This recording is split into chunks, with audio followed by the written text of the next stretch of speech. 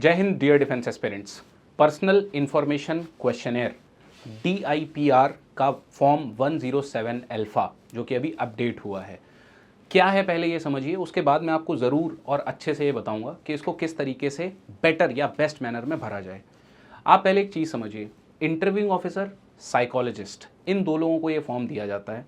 ये आपको पर्सनली नहीं जानते हैं, आप किस बैकग्राउंड से आ रहे हो, आपका एजुकेशन क्या है, आपकी फैमिली बैकग्राउंड क्या है, मम्मी पापा की इनकम कितनी है, ऑक्यूपेशन क्या है उनका, ये सब उनको नहीं पता है। तो आपकी पर्सनैलिटी के बारे में, आपके सोशियो इकोनॉमिक बैकग्राउंड के बारे में एक आइडिया, फेयर आइडिया लगाने के लिए इस फॉर्म को भरवाया जाता है ताकि पता चले आप किस बैकग्राउंड से हैं।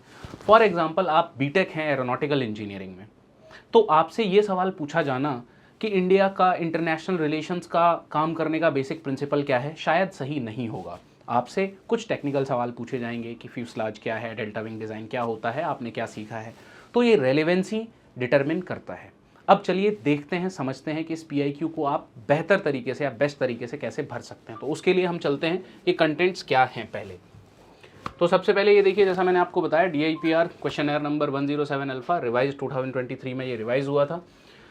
इसमें आपका board number, place, batch number entry ये आपके हाथ में नहीं है, ये आपको भरना है। फिर आप अपना नाम, अपने फादर का नाम, अपनी मदर का नाम भरेंगे। उसके बाद यहाँ से थोड़ा सा टेक्निकल मामला शुरू होता है।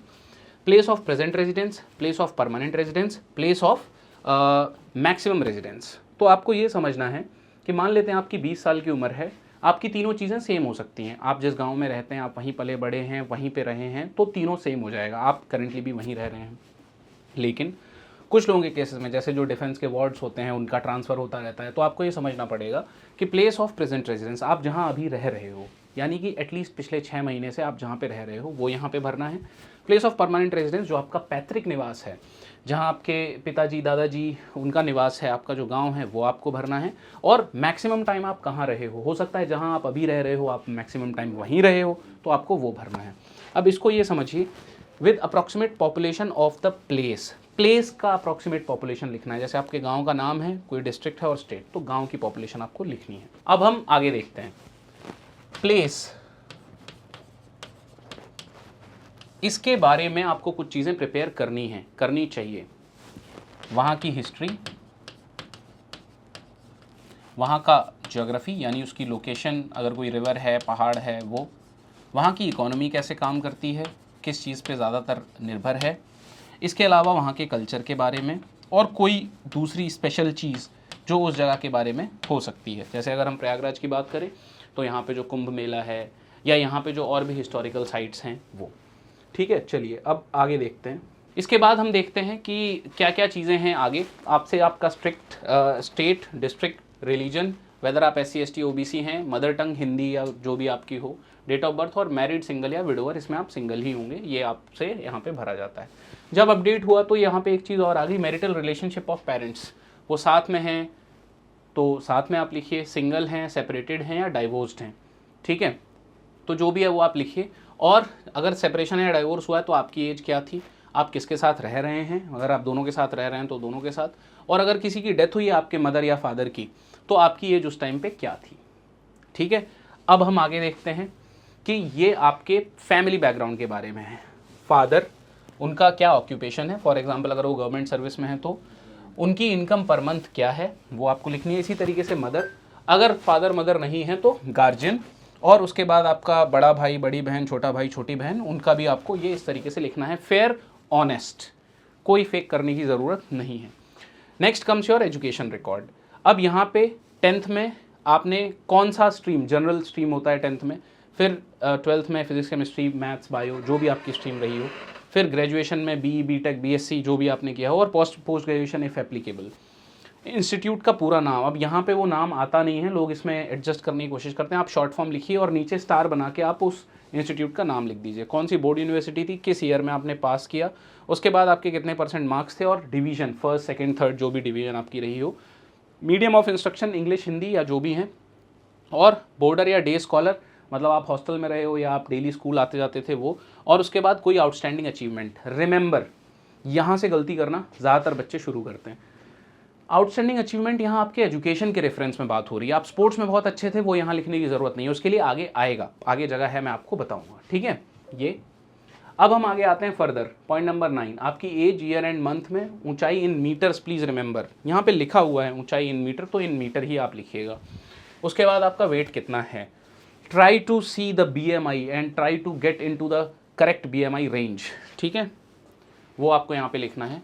Present and past occupation and personal monthly income, अगर आप कोई किसी ऑक्यूपेशन में हो, कहीं पढ़ा रहे हो, कुछ काम कर रहे हो, तो वो आप लिखोगे। पास्ट में आपने कहीं काम किया है तो वो आप लिखोगे। और इसके अलावा आपकी कितनी मंथली इनकम है। Again no need to lie, please stay honest over here. Then NCC training अगर आपने की है तो, फॉर एग्जाम्पल आपने ट्रेनिंग की है, C सर्टिफिकेट है 36 मंथ्स, यहाँ पे आप लिखोगे।